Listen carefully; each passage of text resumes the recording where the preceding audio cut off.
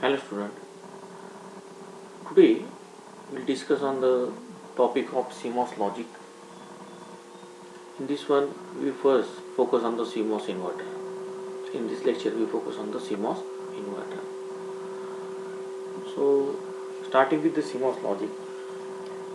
Dear student, so MOSFET, metal oxides, semiconductor field effect transistor MOSFETs, they have become very popular for logic circuit due to the high density of fabrication and low power dissipation.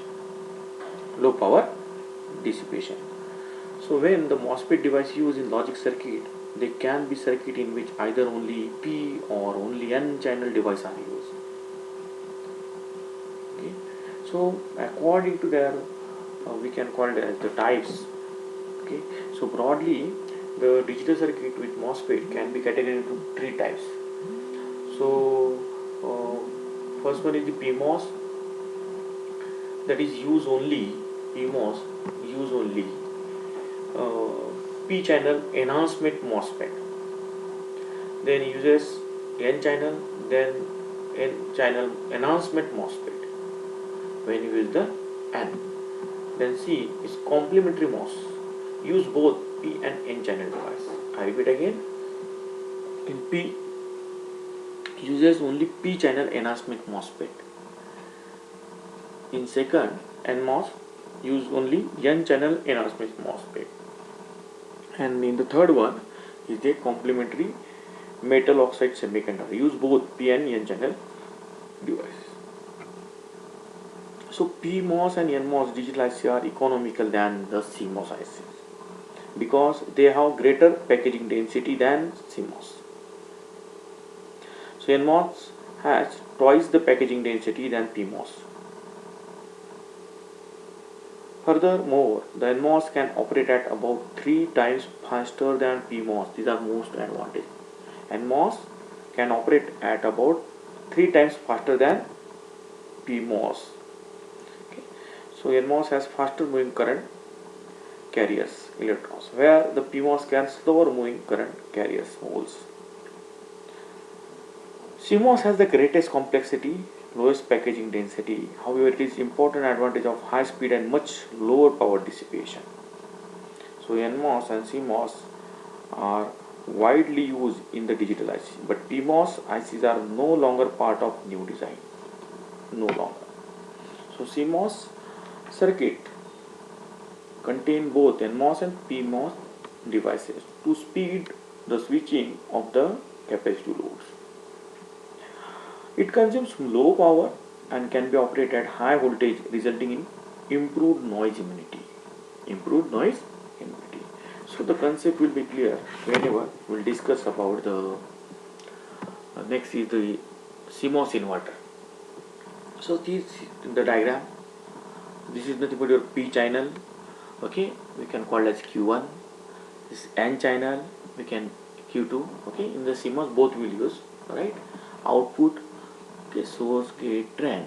Output we can taking the common both drains are connected together. Now output can input we can connect it to the gate combined input. Voltage gate to source 1, gate to source 2, VGS 2, VGS 1. Right. So in this way we can make the first circuit configuration.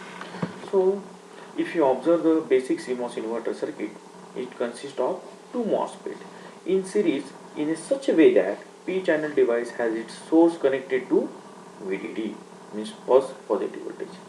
Here is connected to the VDD, and the N channel device its source connected to the ground. Here connected to the ground. The gate of the two devices are connected together at the common input. This gate of both are connected to a common input, and the drain are connected together to common output. The drain are connected to the common output.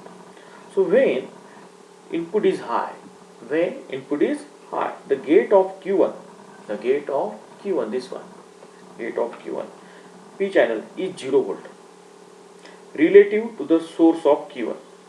That is voltage drop across gate to source is equal to 0. Thus Q1 is off, this one is off. On the other hand, the gate of Q2 N channel is at VDD, is at VDD relative to its source, that is V gate to source 2 is equal to plus VDD. Thus Q2 is on, thus Q2 is on, and this will produce V out voltage is equal to 0. V out voltage is equal to 0. Okay, it is on, so it is this, like this one, ground to this shorted, and its output is equal to 0. When input is low, now in second condition, when input is low, the gate of Q1 P channel is negative potential relative to the source, while Q2 has the gate to source voltage 0. Now in the second it is 0, at the time it is input is 0, at the time it is 0, but it is high. So the Q1 is on, this one is on, and Q2 is off. So produces output voltage approximately what are the provided here, VDD.